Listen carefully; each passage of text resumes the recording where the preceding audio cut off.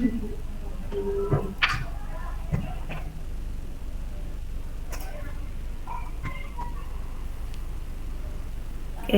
Assalamualaikum warahmatullahi wabarakatuh. Salam dan bahagia. Untuk pada kesempatan kali ini, pada hari ini, tanggal 8 September 2022, saya akan mendiseminasikan tentang budaya positif pada Bapak Ibu guru serta staf tata usaha terkait budaya positif terutama di SMA Negeri 1 Tuban. Baiklah, nanti yang akan kita diskusikan dan yang akan saya sharingkan terkait nanti ada beberapa konsep terkait budaya positif. Nanti ada pertama pembukaan, terus kemudian pembahasan atau pemahaman inti dari materi budaya positif itu sendiri, terus kita eksplorasi dan kita refleksi secara bersama. Untuk yang pertama kali ada pertanyaan pemantik seperti ini. Setuju atau tidakkah Bapak Ibu terkait hukuman? Yang pertama, hukuman yang dapat mendisiplinkan anak dengan cara memberikan kata-kata yang kasar atau bernada tinggi seperti itu, atau hukuman yang bersifat dia untuk mendisiplinkan seperti fisik, seperti dihukum membersihkan atau berlari di lingkungan sekolah, di halaman sekolah seperti itu, atau pemberian penghargaan yang nantinya ini dapat memotivasi mereka untuk belajar seperti itu. Nah, kira-kira Bapak Ibu lebih setuju tentang permasalahan hukuman yang pertama dengan nada atau secara verbal, ataupun hukuman secara fisik, atau adanya penghargaan seperti itu. Nah, pasti kita akan setuju yang pemberian penghargaan, ya, karena dengan adanya pemberian penghargaan ini akan memberikan motivasi. Nah, motivasi ekstrinsik dulu dari pemberian penghargaan atau reward itu yang nantinya akan membuat anak-anak itu akan mengulangi hal yang sama seperti itu. Baiklah, ini topik yang akan kita bahas sesuai dengan disiplin positif dan nilai-nilai kebajikan universal, motivasi, teori dari motivasi, hukuman, penghargaan, dan restitusi, kemudian keyakinan kelas, kemudian juga kebutuhan dasar manusia dan dunia yang berkualitas itu apa saja, kemudian 5 posisi kontrol dan segitiga restitusi. Baiklah, untuk memulai untuk biar kita lebih semangat lagi, semisal saya memberikan suatu permainan untuk menggenggam tangan Bapak Ibu sekalian. Jadinya Bapak Ibu di sana yang lagi istirahat, ya, tidak jam pelajaran, di sini menyiapkan kertas kecil yang mudah digenggam, kemudian tuliskan kira-kira benda ataupun sesuatu yang berarti bagi Bapak Ibu sekalian. Kemudian Bapak Ibu letakkan di salah satu tangan atau kepalan Bapak Ibu secara erat. Nah, selanjutnya bayangkan ada satu orang di dekat Bapak Ibu yang mencoba untuk membuka kepalan tangan tersebut untuk mengambil sesuatu yang bernilai berharga bagi Bapak Ibu. Misalkan saya ingin mengambil sesuatu yang bernilai di kepalan Bapak Ibu, kira-kira apa yang terjadi? Seperti itu. Kemudian sesungguhnya siapakah yang memegang kendali atau kontrol untuk membuka atau menutup tangan Bapak Ibu sendiri, ya. Oke, saya persilakan Bapak Ibu untuk menuliskan tadi, ya, secari kertas dengan sesuatu hal yang bernilai atau berharga untuk Bapak Ibu, kemudian digenggam erat seperti itu. Nah, saya mencoba untuk membuka kepalan Bapak Ibu itu. Nah, di sini saya kepo, kepingin tahu apa sih isinya seperti itu. Nah, kira-kira bagaimana? Semisal ini saya minta untuk Bu Lisa Gimana? Bu Anggun boleh ndak membuka kepalan tangan Bu Lisa? Bu Lisa boleh ndak? Gimana? Tidak boleh? Diaktifkan? Oh, ndak ada itu, ndak ada mikrofonnya. Oke, bisa dicat di pesannya. Oh, ndak ada. Oke, baik. Bu Ica, sebentar. Biar di chat.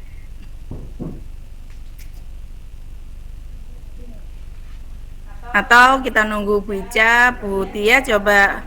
Gimana Bu Tias? Apakah saya boleh melihat genggaman yang bernilai oleh Bu Tias?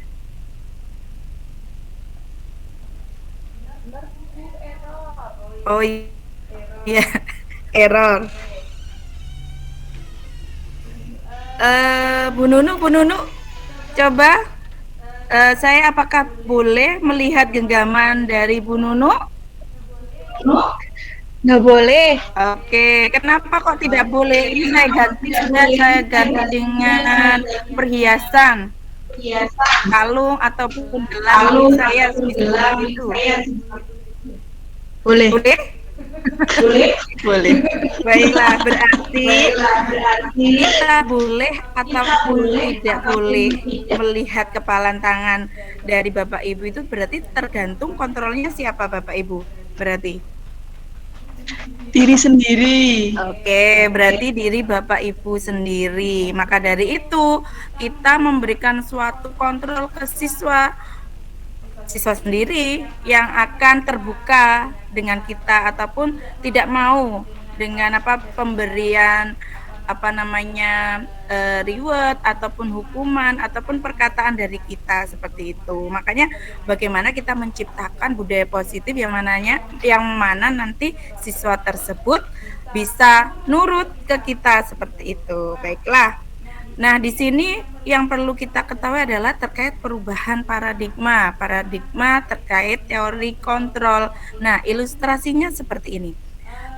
Guru di sini dapat mengontrol murid, ya kan? Nah, ilustrasi bahwa kritik ataupun membuat orang merasa bersalah dapat menguatkan suatu karakter.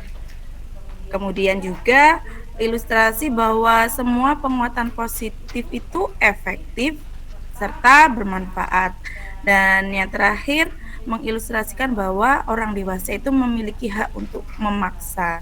Nah, dari ilustrasi tersebut yang Bapak Ibu yakini selama ini seperti apa?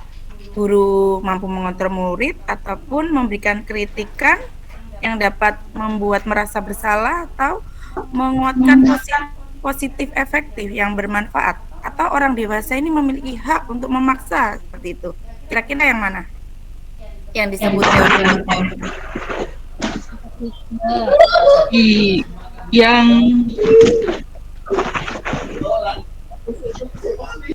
ilusi bahwa semua penguatan positif, efektif, dan bermanfaat, Bu Anggun.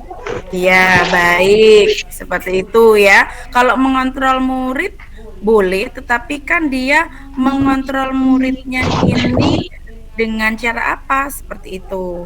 Jadinya dia berakibat efektif bagi siswa itu atau tidak, bermanfaat atau tidak, seperti itu. Nah, kalau merasa bersalah nanti kita berarti menjadi sesosok guru yang selalu membuat siswa itu merasa bersalah kalau siswa itu melakukan kesalahan seperti itu. Atau yang tidak boleh yang terakhir itu, sebagai orang dewasa kita memiliki hak untuk memaksa. Nah, berarti kan kita memaksakan kehendak ke orang-orang atau anak-anak yang lebih kecil dibandingkan kita. Seperti itu yang tidak boleh, itu yang terutama yang poin keempat seperti itu ya. Sama yang poin kedua sebetulnya jangan. Yang tepat adalah yang poin ketiga. Baik. Nah, di sini ada kita menyandingkan. Sebetulnya dulu paradigma dulu kan dari behavior ya kan, ada stimulus respon dari Piaget, kemudian Pavlov, Barner, dan lain sebagainya itu kan dikasih stimulus apa untuk direspon siswa seperti itu. Nah, kita beralih sekarang marah ke teori kontrol, yang mana yang dulu misalkan kita mencoba mengubah orang dari berpandangan yang sama dengan kita. Misalkan saya ingin siswa itu paham suatu konsep kimia seperti itu. Nah, saya kasih latihan-latihan soal yang mana biar dia itu sesuai atau menguasai konsep tersebut. Nah, tetapi kalau teori kontrol ini kita berusaha memahami pandangan orang lain itu tentang dunia. Berarti kita melihat bagaimana potensi siswa itu, cara belajarnya bagaimana dalam memahami konsep kimia seperti itu. Jadi lebih berpihak pada siswa. Kemudian perilaku, kalau yang stimulus respon itu perilaku buruk dilihat sebagai suatu kesalahan seperti itu. Kalau kontrol, semua perilaku itu pasti memiliki tujuan. Walaupun itu misalkan siswa mengalami suatu kesalahan, itu pasti ada maksudnya. Nah, berarti kita membenahi atau memberikan suatu restitusi yang mana bahwasannya yang mereka lakukan itu memiliki tujuan yang kurang baik seperti itu. Kemudian stimulus respon juga orang lain itu bisa mengontrol saya seperti itu. Jadinya di sini pengontrolnya adalah seseorang seperti itu. Jadi siswa itu tidak bebas untuk mengeksplorasi dirinya. Nah, tapi kalau teori kontrol di sini hanya saya yang bisa mengontrol diri saya seperti itu. Jadi orang lain hanya sebagai fasilitator atau pemberi motivasi secara ekstrinsik seperti itu. Kemudian saya bisa mengontrol orang lain kalau stimulus respon. Tapi kalau teori kontrol, Anda tidak bisa mengontrol orang lain, ya orang lain itu sendiri yang bisa mengontrol dirinya seperti itu.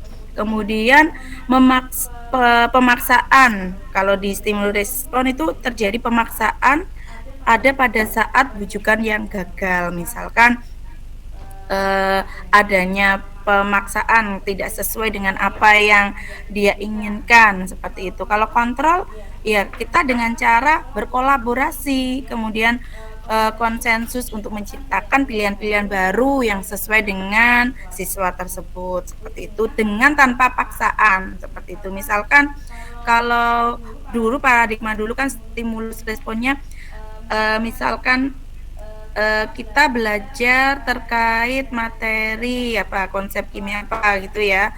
Nah, itu kalian harus mendengarkan ibu guru. Nah, seperti itu. Berarti kan pakai metode atau model pembelajaran yang konvensional atau menjelaskan saja. Nah, tapi kalau teori kontrol kita menciptakan pilihan tersebut sesuai dengan siswa itu gaya belajarnya apa ya, seperti itu. Misalkan dia suka mendengarkan dan melihat, ya kita berikan media seperti itu yang dapat memfasilitasi.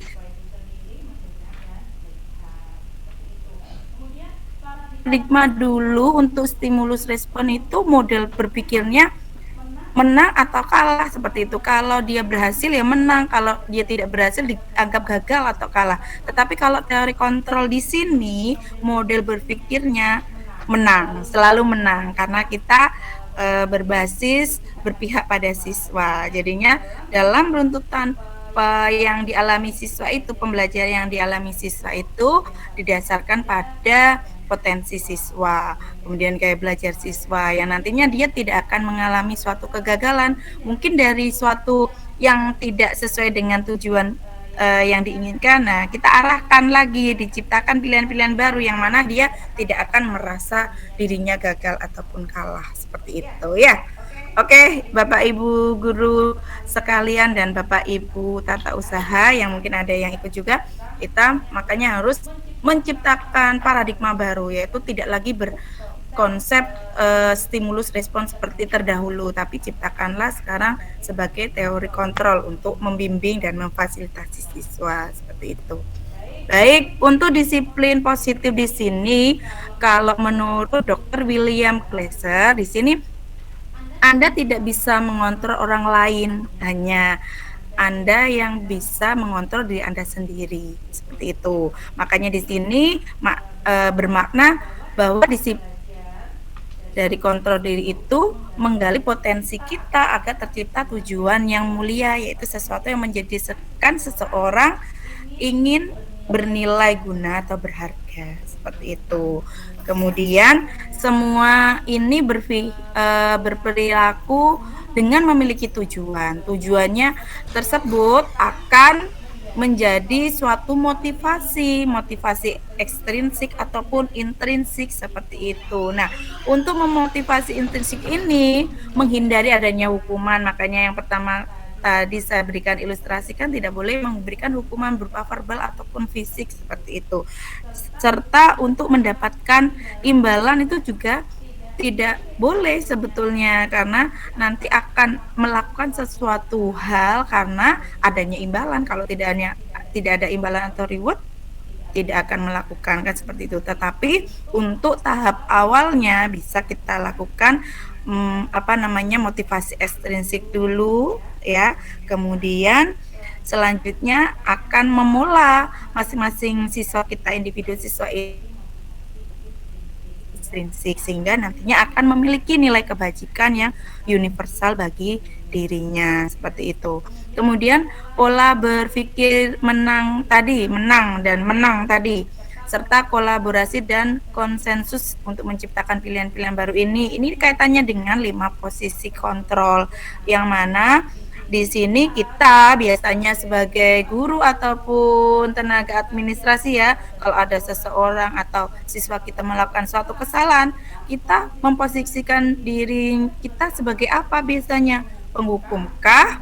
Atau membuat rasa bersalahkah? Sebagai teman atau pemantau atau manajer, seperti itu. Yang nantinya ini ada kaitannya dengan segitiga restitusi yang kita lakukan.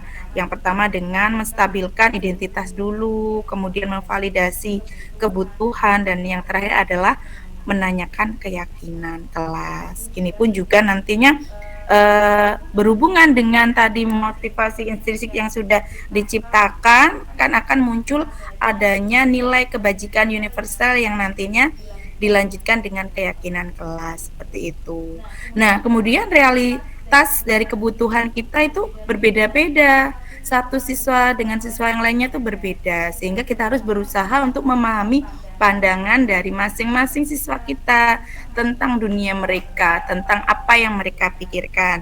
Nah, setiap orang ini memiliki gambaran yang berbeda, seperti itu. Soalnya kita sebagai manusia itu memiliki kebutuhan dasar yang berbeda. Ada yang kebutuhan dasarnya penguasaan, ada yang kebutuhan dasarnya terkait kasih sayang dan rasa yang diterima, ada yang kesenangan, ada yang kebebasan, seperti itu Bapak Ibu. Baik, untuk slide selanjutnya ini apa sih disiplin itu? Nah, kalau saya ilustrasikan dua gambar di sini, ada tentara yang lagi berbaris seperti itu, atau ada murid yang dia bandel ya, tidak mau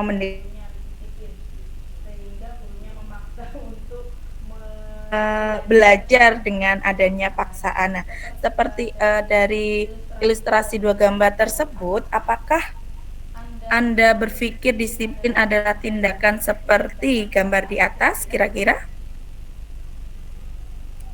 Bagaimana? Bagaimana Bapak Ibu? Ya, awalnya seperti itu, Bu. Seperti kedisiplinan itu lebih banyak berhubungan dengan ini peraturan-peraturan, begitu melaksanakan peraturan dengan yang sesuai. Gitu, sesuai dengan aturan ya. Terus yang satunya dengan dipaksa ya Bu ya. Oke. Oke, baik, terima kasih Bu Anif. Nah, di sini untuk makna disiplin itu sendiri itu berarti berasal dari bahasa Latin, yaitu disiplina, yang artinya adalah belajar. Jadinya awalnya kita disiplin itu karena kita melakukan suatu proses yang namanya belajar. Nah, makna dari kata disiplin itu juga berkonotasi sebagai disiplin diri, seperti itu, dari seperti itu menurut Socrates dan Plato.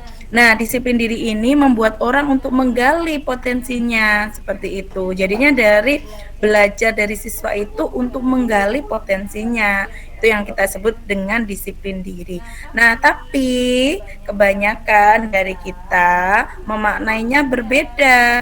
Disiplin itu telah mengalami perbedaan atau telah mengalami perubahan, yaitu sesuatu yang dilakukan oleh seseorang pada orang lain untuk mendapatkan kepatuhan.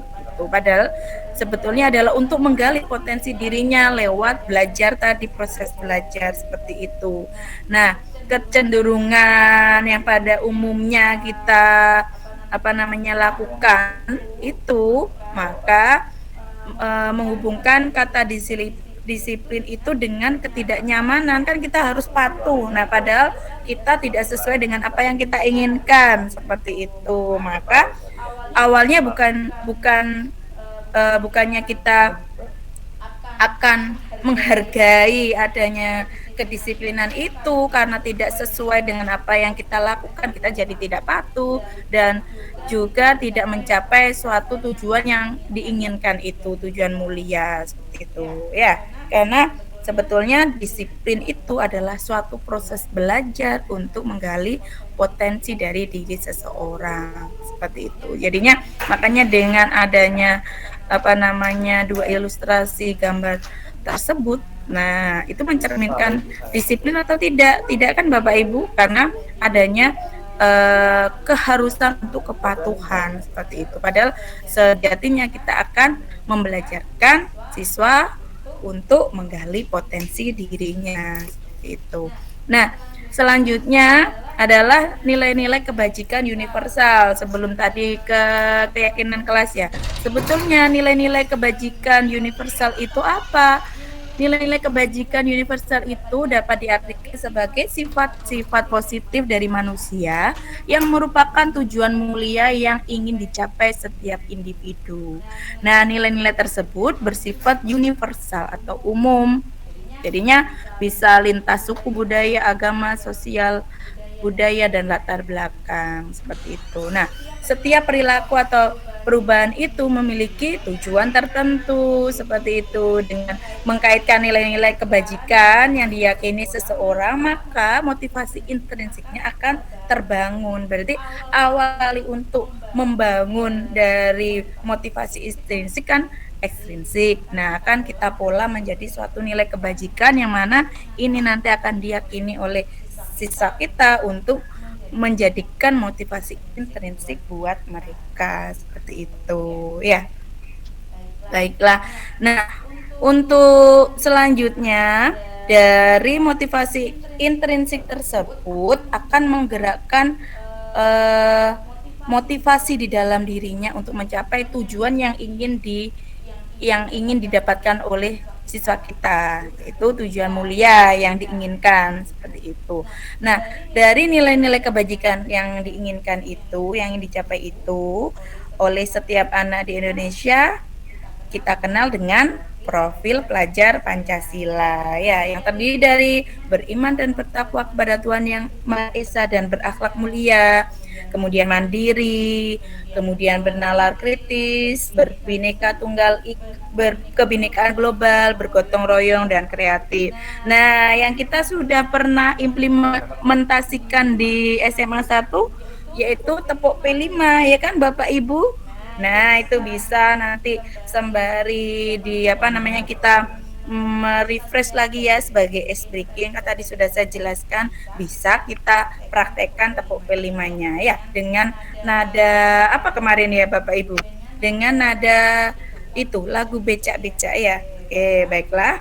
Saya akan mempraktekkan ya, nanti Ibu Bapak sekalian juga mencoba di sana seperti itu. Oke, baik. 1, 2, 3. Pelajar Pancasila beriman dan bertakwa pada Tuhan Yang Esa dan berakhlak mulia, berkebinekaan global, gotong royong mandiri, kreatif dan bernalar kritis seperti itu ya. Nanti bisa menerapkan nilai-nilai kebijakan universal P5 ini di siswa, juga bisa tadi memberikan sedikit ice breaking ke siswa di kelas seperti itu pada mata pelajaran Bapak Ibu seperti itu. Mungkin yang Bapak Ibu yang TU ya yang tidak bisa mengimplementasikannya di kelas seperti itu. Walaupun suaranya tadi sedikit serasa becek, yang penting oke lah ya, itu contohnya seperti itu yang bisa diberikan ke siswa-siswi Bapak Ibu pada saat mengajar di kelas seperti itu. Ya Bu Agun ya. Oke. Ya, terima kasih Bu Meta. Kemudian terkait tadi kan hubungannya ada teori motivasi, kemudian hukuman juga, penghargaan dan restitusi itu apa saja sih seperti itu. Nah, di sini ada beberapa permasalahan. Nah, kira-kira teori motivasi dari perilaku manusia, 3 pernyataan itu termasuk motivasi ekstrinsik atau intrinsik. Saya bacakan. Nomor 1, untuk menghindari ketidaknyamanan atau hukuman, apa yang akan terjadi apabila saya tidak melakukannya? Seperti itu. Yang kedua, untuk mendapatkan imbalan dari orang lain atau institusi, apa akan saya dapatkan apabila saya melakukannya. Nah, seperti itu. Yang ketiga, untuk menghargai diri sendiri, saya akan menjadi orang yang seperti apa bila saya melakukannya. Nah, seperti itu. Berarti yang nomor 1 dan 2 termasuk motivasi apa, Bapak Ibu? Dan yang nomor 3 juga kira-kira?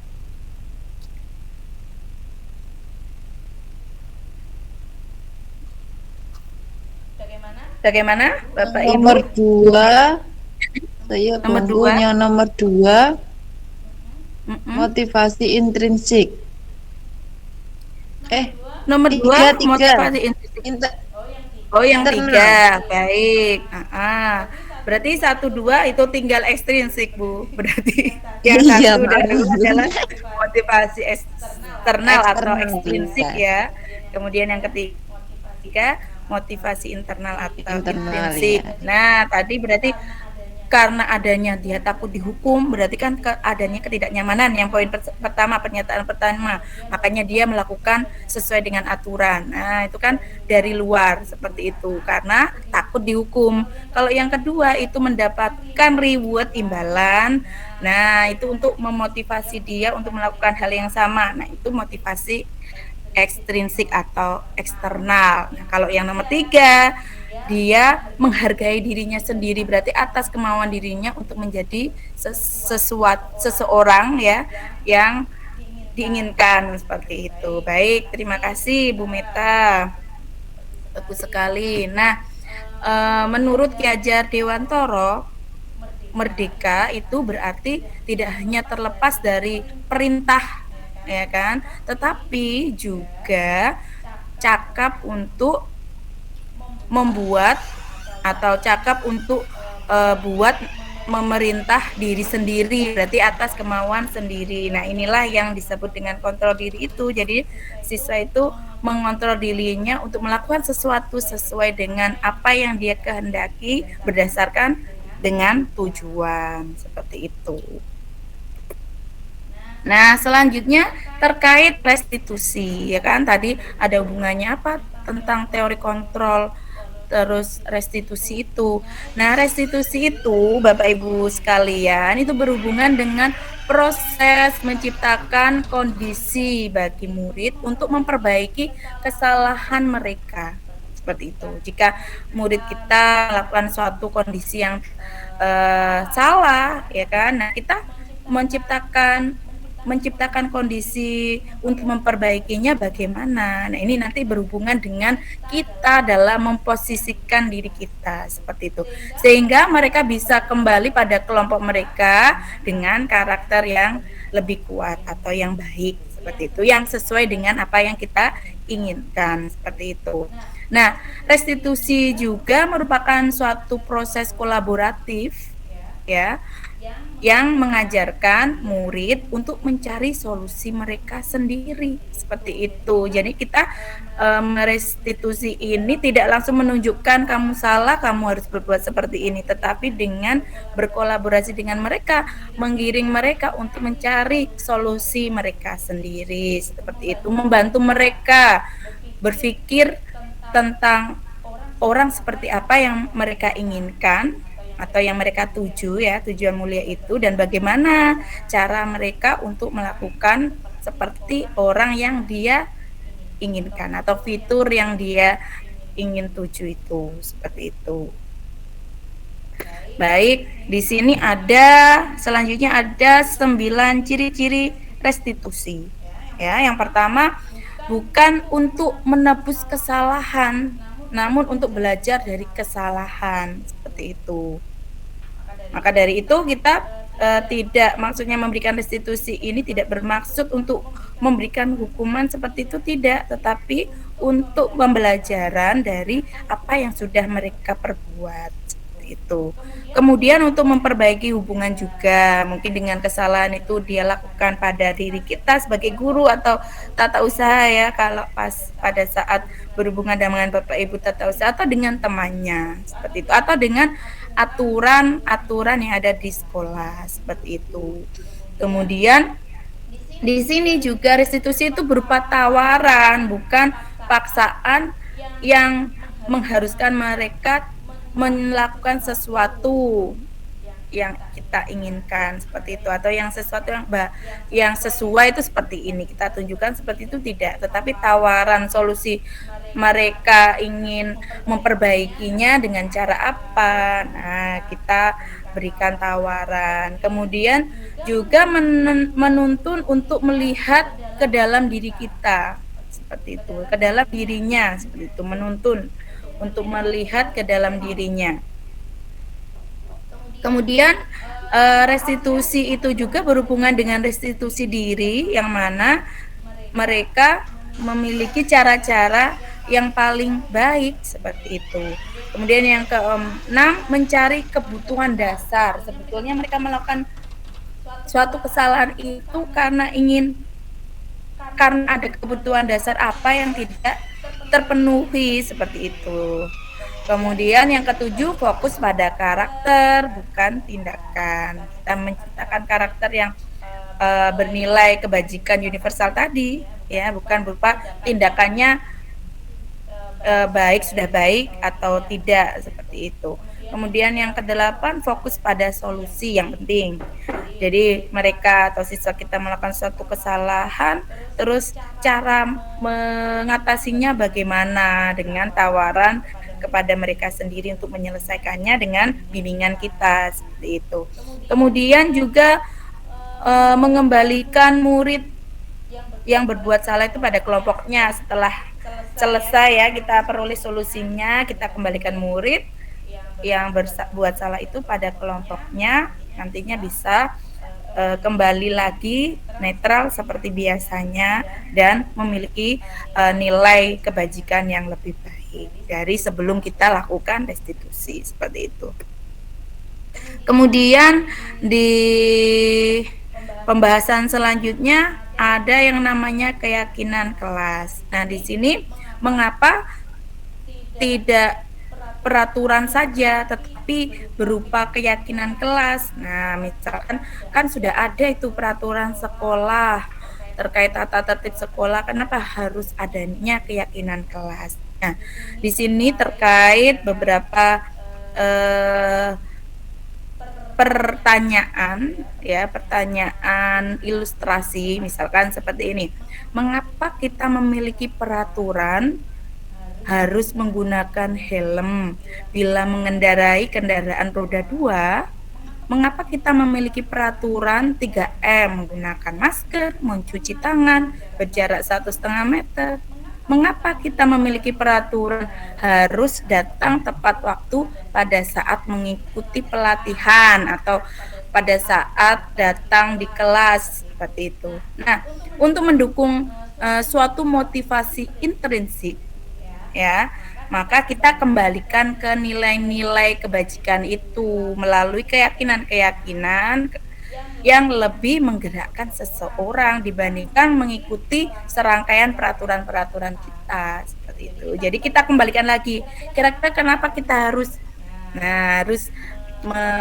masuk kelas pada jamnya, atau mungkin dilakukan toleransi 5 menit, 10 menit. Nah, jadinya kita kembalikan ke mereka sehingga siswa-siswi kita mulai berpikir, oh berarti karena nanti misalkan kalau mereka terlambat 15 menit kan sudah dijelaskan itu oleh gurunya atau ada diskusi atau proses pembelajaran kan mereka akan terlambat. Jadi ada konsep yang mereka tidak dapatkan. Nah, baiklah Bapak Ibu guru dan staf tata usaha, saya lanjutkan ya.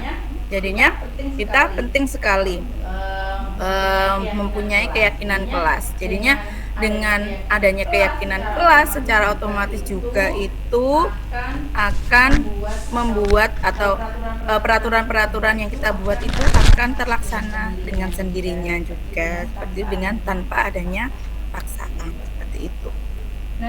Nah, di sini budaya positif itu skop besarnya. Kemudian dengan ada budaya positif itu ada lingkungan positif, jadinya kita menciptakan lingkungan positif bagi siswa kita. Nah, dengan cara apa? Memberikan keyakinan kelas. Kemudian dengan skop kecilnya otomatis peraturan kelas itu juga bisa terpenuhi seperti itu.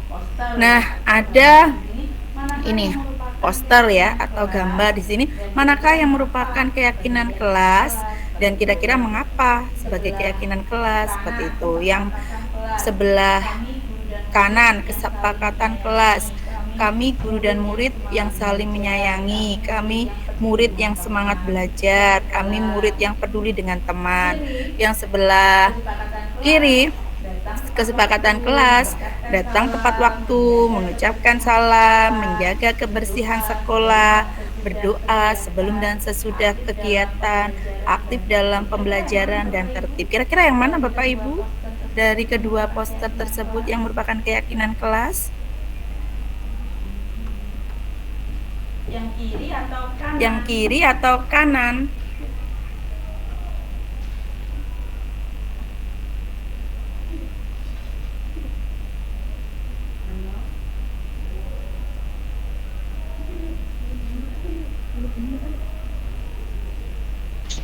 Saya Bu, saya. Silakan. Apa kira-kira yang kiri apa yang kanan? Yang kiri Bu. Ya, betul sekali. Hebat Bapak Ibu guru dan TU semuanya.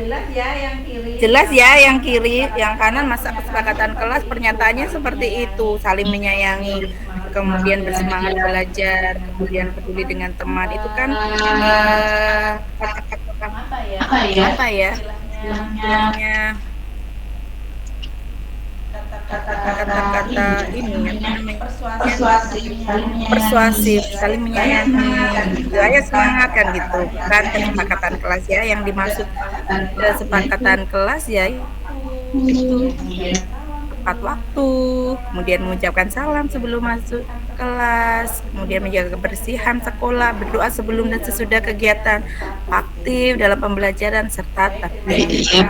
Baik, terima kasih Bapak Ibu semuanya. Nah, dalam kegiatan pendalaman keyakinan kelas ini ada tabel T dan Y. Minta tolong di itu off-kan mikrofonnya, Bu. Baik, terima kasih.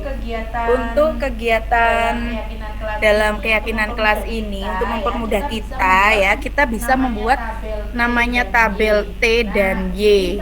Nah, ini sama-sama sih, sebetulnya ada 3 komponen yang harus memenuhinya. Hanya ini dibuat Y atau T gitu aja ya. Kalau semisal kita menggunakan format atau tabel yang Y, berarti dia berbentuk Y. Nah, yang pertama, yang komponen yang harus ada adalah hormat. Nah, contohnya kami meyakini bahwa sangat penting untuk saling menghormati semua orang dan barang milik orang lain. Misalkan itu contohnya. Kemudian bekerja. Kami meyakini bahwa sangat penting untuk mengerjakan segala pekerjaan atau mengikuti kegiatan yang telah ditugaskan.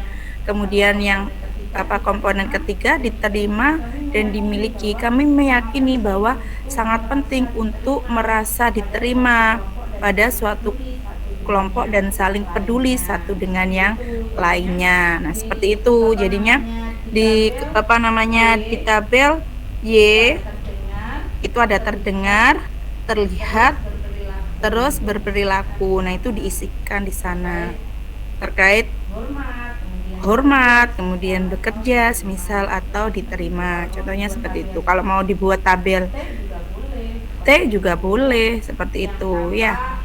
Yang tampak, tidak tampak kalau tabel T. Kemudian kalau tabel Y ada 3. Terdengar, berarti yang bisa kita dengar, bisa kita lihat, kemudian berperilaku seperti itu. Nanti bisa disesuaikan Bapak Ibu lebih suka yang mana, yang tabel T atau tabel Y seperti itu. Oke, oh ya, ada yang mau masuk sebentar.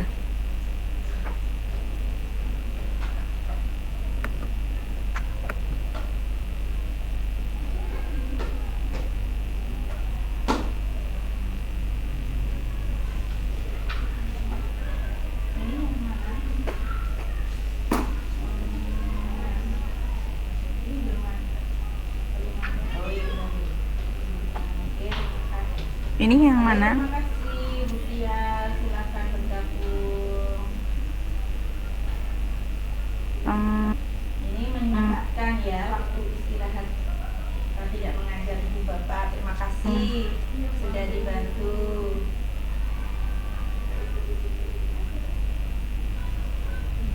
Ini belum ada.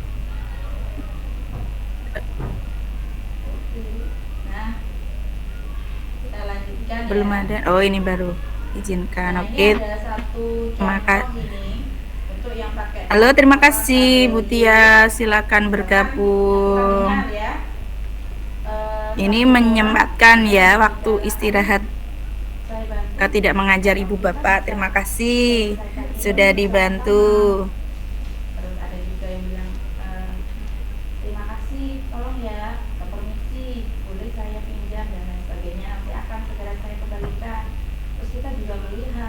Tuh, keliru. Nah, saya lanjutkan ya. Nah, ini ada satu contoh ini untuk yang pakai tabel Y. Misalkan yang kita dengar ya.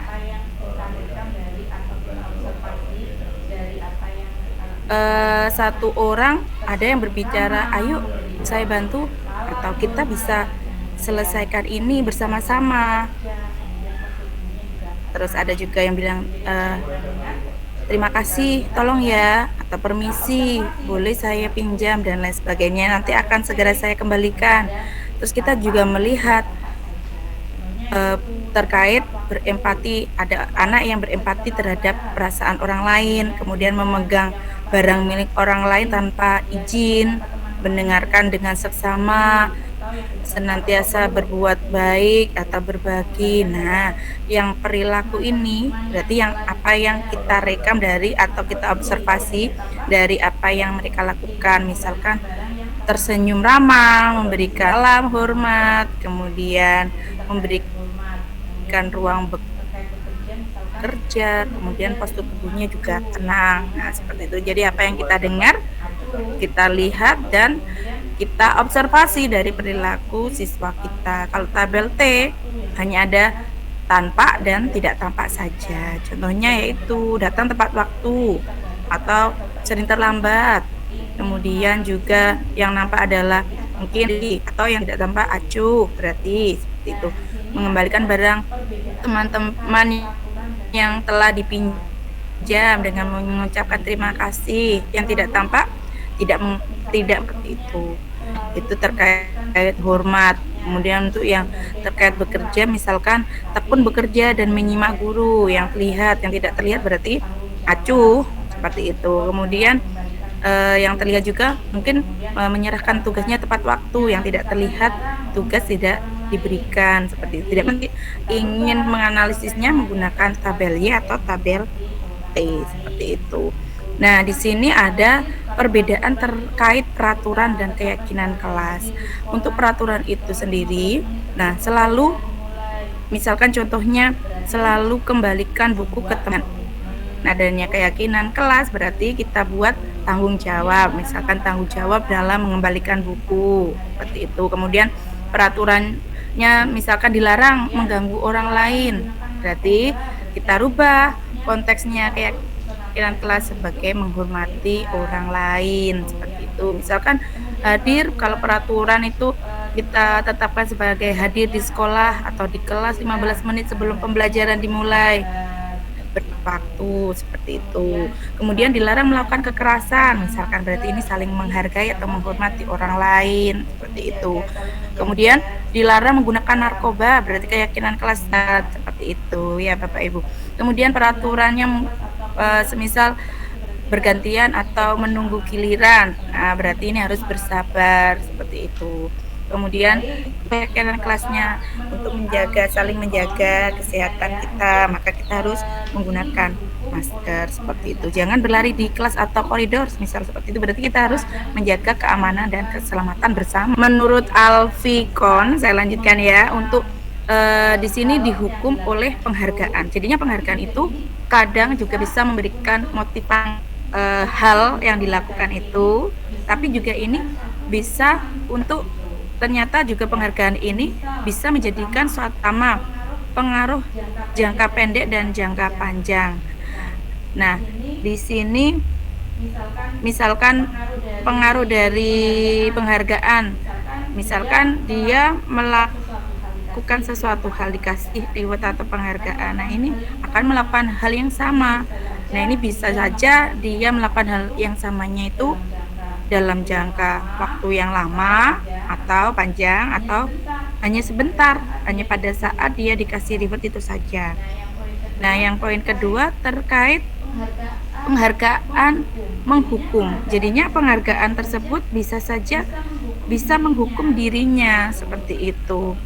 Misalkan sebetulnya dia tidak dikasih suatu reward, tapi karena kasihan dan lain sebagainya, sehingga dikasihlah suatu reward. Nah, ini juga bisa membiasakan dia untuk, oh berarti sebetulnya dia misalkan ya melakukan kesalahan, kamu jangan melakukan kesalahan lagi ya, nanti ibu kasih. Nah, seperti itu. Sebetulnya kan kita berarti meyakini adanya kesalahan yang dilakukan oleh siswa. Dengan adanya pemberian reward supaya tidak melakukan hal itu, berarti kita sama saja dengan menghukum dengan adanya penghargaan tersebut. Poin ketiga, penghargaan juga mengurangi ketepatan. Maksudnya di sini ketepatan adalah seharusnya tujuan kita ingin seperti apa. Nah, karena adanya penghargaan tersebut kan berarti siswa hanya melakukan tujuan tersebut kalau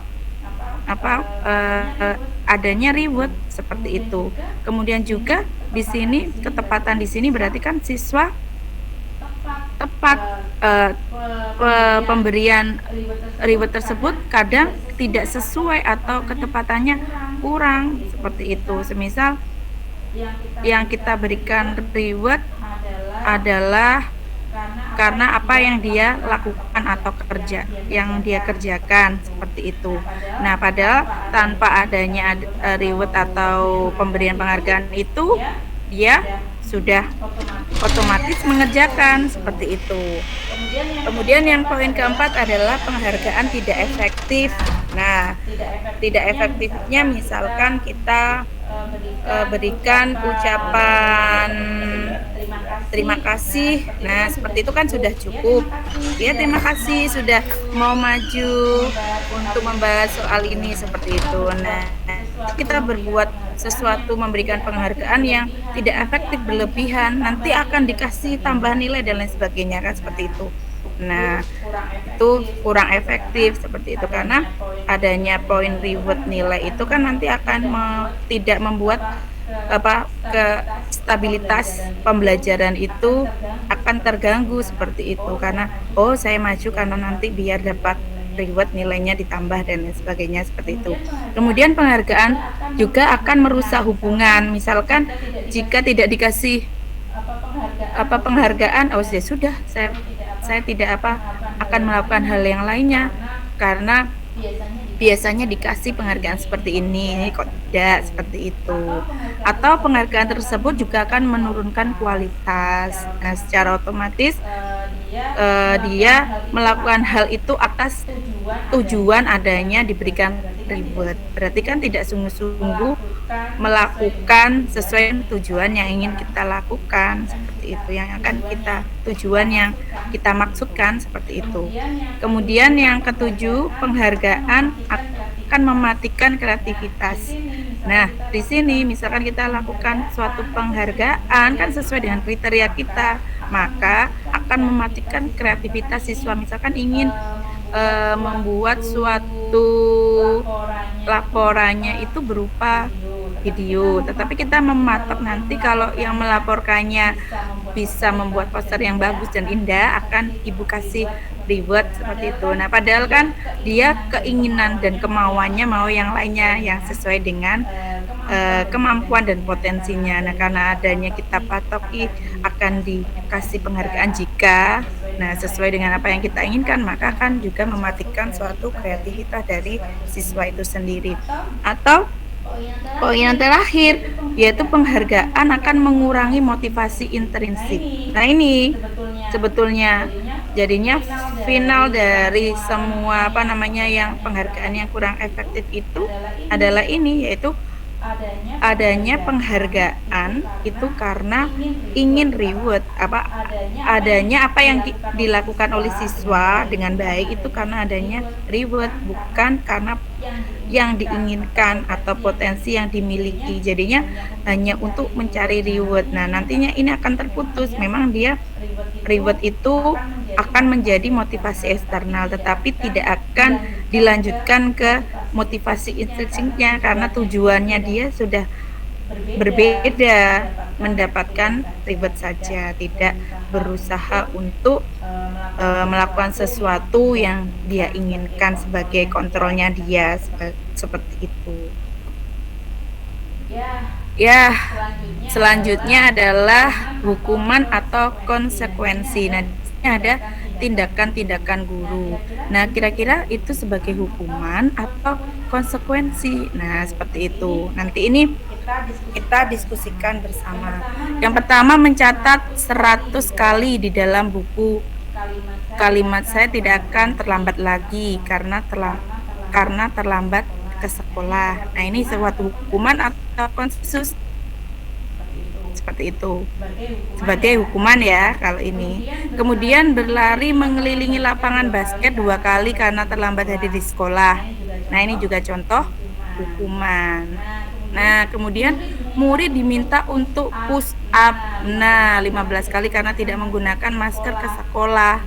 Ini juga adanya hukuman.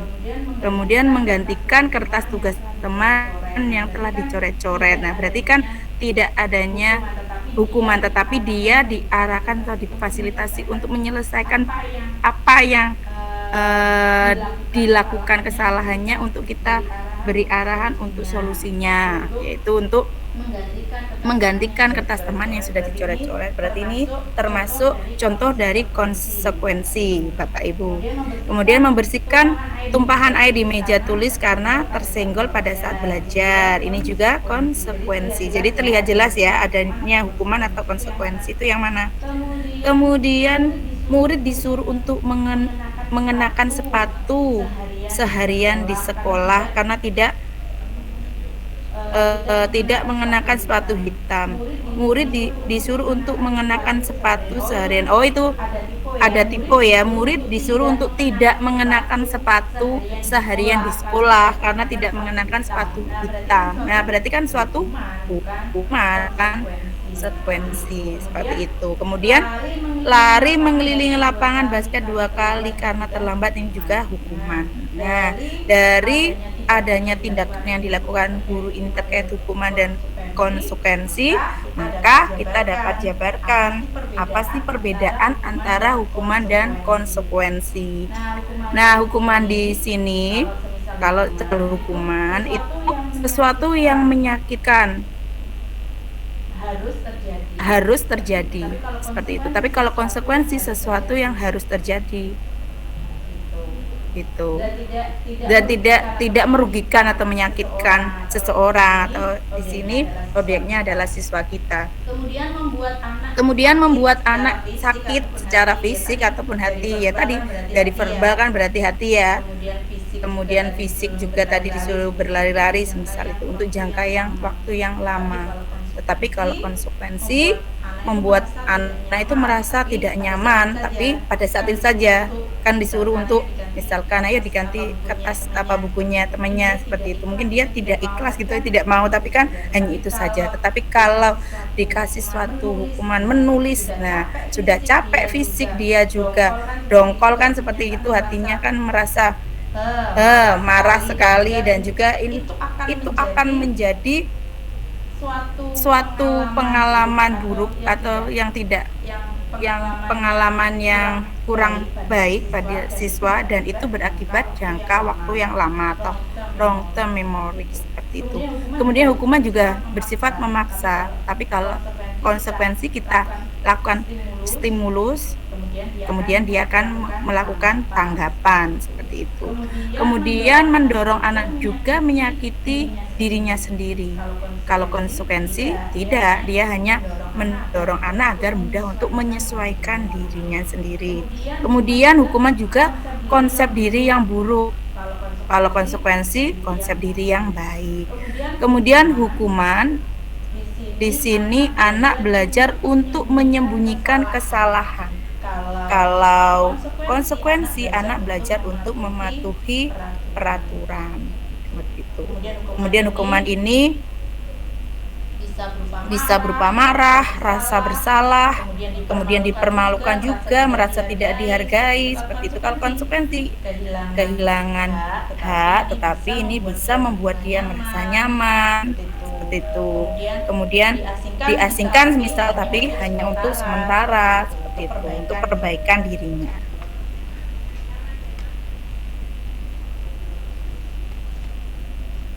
Baik Bapak Ibu. Nah, selanjutnya di sini ada perbedaan, jadinya identifikasi antara kegagalan tadi. Hukuman kan dia bersifat gagal, atau dia hukuman itu adalah resistensi negatif seperti itu. Nah, kebalikannya berarti adanya resistensi secara positif, yaitu restitusi. Nah, restitusi ini berbeda dengan konsekuensi juga. Kalau konsekuensi ini sifatnya netral, kalau restitusi sifatnya positif, kalau hukuman bersifat negatif. Nah, identifikasi dari konsekuensi dan restitusi ini kita sebut sebagai disiplin atau identitas kesuksesan seperti itu. Nah, contohnya di sini kalau hukuman, sesuatu yang menyakitkan harus terjadi pada siswa, tapi kalau dia berupa konsekuensi berarti sesuatu harus terjadi, netral kan dia. Tapi kalau restitusi di sini memberikan restitusi yang merupakan suatu pilihan. Hukuman di sini hukuman tidak nyaman untuk murid atau anak untuk jangka waktu yang panjang.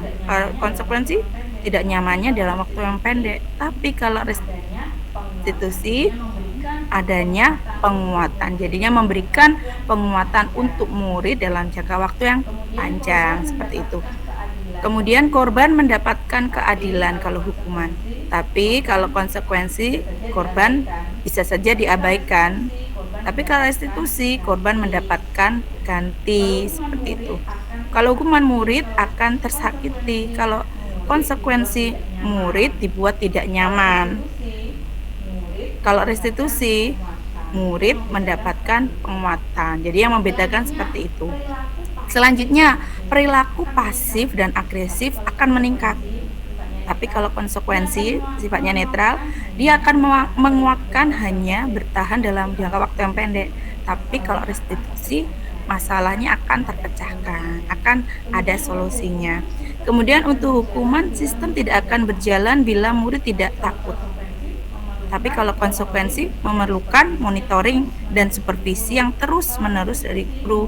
Kalau restitusi, murid belajar bertanggung jawab untuk perilakunya, seperti itu.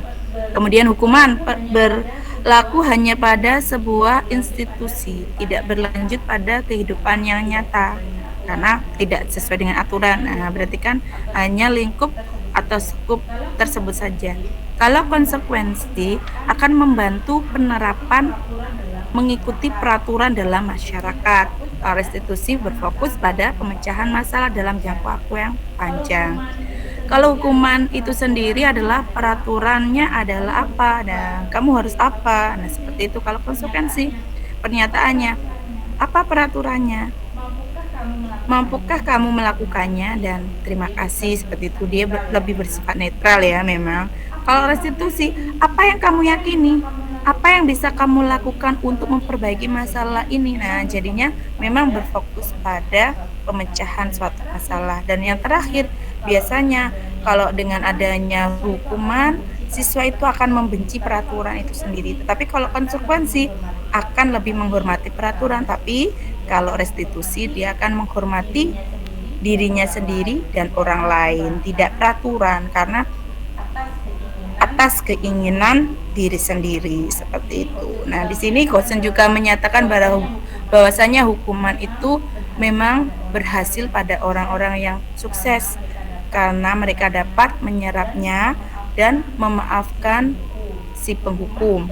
Hukuman tidak berjalan pada anak yang memiliki identitas kegagalan karena tindakan ini hanya menegaskan ketidakmampuannya, seperti itu. Jadinya memang kurang tepat ya kalau kita melakukan hukuman jika ada siswa kita yang mengalami atau melakukan suatu kesalahan. Nah, sebetulnya mereka itu bertujuan apa melakukan kesalahan tersebut? Nah, ini hubungannya dengan kebutuhan dasar dari manusia, yaitu ada kebutuhan bertahan hidup, ada terkait kasih sayang dan penerimaan, penguasaan, ada kebebasan, ada kesenangan, seperti itu. Nah, semisal kalau kasih sayang atau eksis, nah dia ingin disukai dan diterima di lingkungannya, di keluarganya, di teman-temannya, akrab dengan temannya, orang tuanya, belajar karena suka pada gurunya, teman sebaya sangat penting baginya, kemudian suka bekerja dalam kelompok, seperti itu. Kalau semisal penguasaan, berarti dia bisa atau mampu atau sebagai master apa, seperti itu. Contohnya ingin menjadi pemimpin, nah seperti itu. Ingin menjadi yang sangat digemari oleh teman-temannya. Nah, itu juga termasuk penguasaan, seperti itu. Kemudian mengamati sebelum mencoba hal baru bisa juga, atau merasa kecewa bila melakukan kesalahan juga bisa. Sangat rapi dan sistematis juga bisa. Misalnya berarti dia mampu untuk melakukan sesuatu hal yang sistematis dan rapi, seperti itu. Ingin mencapai yang terbaik, seperti itu. Misalkan ingin menjadi juara kelas atau mendapatkan nilai yang terbaik, itu juga termasuk dalam kebutuhan dalam penguasaan. Ada juga kesenangan atau fun. Di sini ingin menikmati apa yang dilakukan, terus konsentrasi yang tinggi saat mengerjakan hal yang disenangi, suka bermain atau mengoleksi tertentu, berarti kan kesenangan. Kemudian suka bergurau, menggemaskan, bahkan saat bertingkah laku yang buruk, seperti itu. Pokoknya berhubungan dengan kesenangan. Kalau kebebasan atau freedom itu contohnya menginginkan pilihan apa yang dia inginkan gitu. Misalkan ingin nantinya ingin melanjutkan ke apa, kalau tercapai berarti itu termasuk kebebasannya. Kemudian perlu bergerak, misalkan untuk anak-anak kan kebebasannya seperti itu. Anak-anak yang usia PAUD, TK seperti itu ya. Kemudian misalkan suka mencoba hal-hal baru, tidak terlalu berpengaruh kepada orang lain, itu juga kebebasan. Jadi mandi seperti itu, atau senang mencoba hal baru dan menari, itu juga termasuk kebebasan. Nah, selanjutnya adalah 5 posisi kontrol. Dengan adanya siswa kita yang melakukan kesalahan, kita memposisikan diri kita sebagai apa? Nah, di sini bisa berupa penghukum, pembuat orang merasa bersalah, teman atau pemantau atau manajer seperti itu. Nah, biasanya kalau guru itu sebagai penghukum biasanya menghardik. Nah, ya kan, menunjuk, menyindir berarti secara verbal, atau dengan melakukan hukuman, misalkan tidak mengerjakan PR, berlari di lapangan 100 kali atau menulis tidak akan mengulangi seperti itu, atau membuat orang merasa bersalah, misalkan bercerita atau berceramah yang mana akan membuat siswa kita merasa bersalah, semisal ayo masuk kelas, misalkan siswanya itu ngeblong ya atau tidak masuk sekolah, ayolah nak masuk kelas, nanti kalau kamu tidak masuk kelas ibu nanti dimarahi ibu kepala sekolah, kamu tidak kasihan sama ibu, seperti itu kan, berarti membuat siswa kita merasa bersalah seperti itu. Atau bisa sebagai teman, bisa misalkan membuat alasan-alasan untuk muridnya supaya kita dekat. Nah, itu bisa memposisikan diri kita sebagai teman atau pemantau. Jadinya kita hubungkan dengan seharusnya kalau jam pelajaran ini masuk kelas atau di luar kelas. Nah, aturannya bagaimana, mengingatkan peraturan. Nah, itu sebagai pemantau atau manajer. Jadinya mengajukan pertanyaan-pertanyaan yang mana menggiring siswa sendiri untuk bisa mengetahui apa yang dilakukannya itu suatu kesalahan, ataupun dia bagaimana caranya untuk mencari solusi dari kesalahannya itu sendiri. Nah, dari apa yang sudah dialami Bapak Ibu sekalian, pernah mengalami semua ini ataupun salah satu? Ya, pasti yang lebih banyak ini adalah membuat orang merasa bersalah ya, atau teman. Ya, sedikit yang sebagai penghukum itu sedikit. Nah, tapi seharusnya kita sebagai guru, sebagai orang yang lebih tua di sekolah, misalkan Bapak Ibu tata usaha, berarti kita kalau ada siswa kita yang melakukan kesalahan itu hendaknya memposisikan diri kita sebagai manajer, seperti itu ya.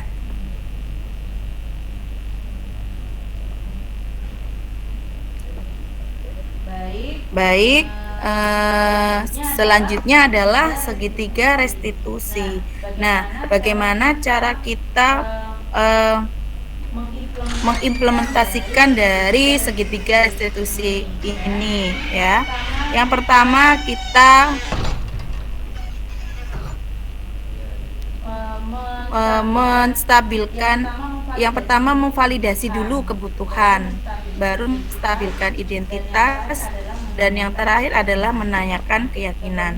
Nah, contohnya untuk memvalidasi kebutuhan, kamu tentu punya alasan mengapa melakukan hal itu. Kalau semisal ada anak atau siswa kita yang melakukan kesalahan, kemudian adakah cara yang lebih efektif untuk mendapatkan apa yang kamu butuhkan tersebut? Nah, kita menggali atau memvalidasi adanya kebutuhan. Selanjutnya kita menstabilkan identitas, bahwasanya setiap orang itu pasti mengalami suatu kesalahan. Nah, kamu bukan satu-satunya yang pernah melakukan ini. Nah, ini dalam rangka menstabilkan identitas. Selanjutnya kita menggiring ataupun membimbing siswa untuk mencari solusinya dengan menanyakan keyakinan. Jadi, bagaimana nilai-nilai apa yang telah kita sepakati? Kemudian kamu ingin menjadi orang yang seperti apa? Seperti itu, termasuk contoh dari menanyakan keyakinan. Itu. Nah, di sini contohnya untuk menstabilkan identitas ya. Tujuannya untuk membuat anak itu yang merasa gagal itu karena kesalahan menjadi lebih positif terhadap dirinya. Seperti itu. Kata-katanya tadi sudah ada contoh. Kemudian validasi kebutuhan. Kalau validasi kebutuhan ini untuk membantu siswa mengenali kebutuhan atau basic need yang ingin dipenuhi ketika melakukan suatu kesalahan. Contoh kata-katanya seperti itu. Kamu bisa saja melakukan hal seperti itu, tapi kamu tidak melakukannya. Berarti itu bagus kan? Itu. Selanjutnya adalah keyakinan. Nah, menanyakan keyakinan ini, anak akan melihat kesalahannya dihubungkan dengan norma sosial dan nilai-nilai yang mendasari manusia itu berinteraksi dengan orang lain. Contohnya, kamu ingin jadi anak seperti apa sih? Seperti itu. Atau apa yang kamu rasakan ketika melakukan kesalahan tersebut? Seperti itu. Dan yang lain sebagainya. Oke, selanjutnya adalah sudah selesai. Terima kasih Bapak Ibu guru sekalian yang sudah menyempatkan waktu istirahatnya, tidak mengajar untuk mengikuti. Mungkin ada yang ingin ditanyakan atau mungkin sharingkan. Iya, Bu. Oke, baik. Tidak ada. Sudah jelas ya. Karena belum kan baru mendapatkan Bu, saya tanya. sharing materi melakukan kesalahan bersama. Mungkin nanti pada saat mengimplementasikannya, mungkin pada saat siswa kita melakukan kesalahan, nah baru teringat sharing yang saya berikan ini ya. Berarti harus melakukan apa, segitiga restitusi tadi, langkahnya apa saja, seperti itu ya. Baik, terima kasih Bapak Ibu sekalian atas waktunya. Saya akhiri. Nah, sebelum saya akhiri, untuk sebagai presensi ya, untuk sebagai bukti bahwasanya kita telah melakukan sharing bersama melalui diseminasi pada hari ini, maka ini akan saya share link untuk nanti Bapak Ibu silakan diisi Google Form-nya. Saya taruh di chat, Ibu isi daftar hadir kegiatan tes. Tuh ya. Sudah terlihat di sana. Nah, nanti kalau sudah diisi, oke, nanti akan saya cek. Terima kasih Bapak Ibu semuanya. Saya akhiri diseminasi pada siang hari ini.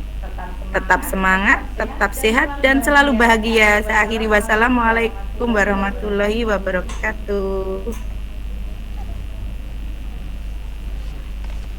Waalaikumsalam warahmatullahi wabarakatuh. Aduh.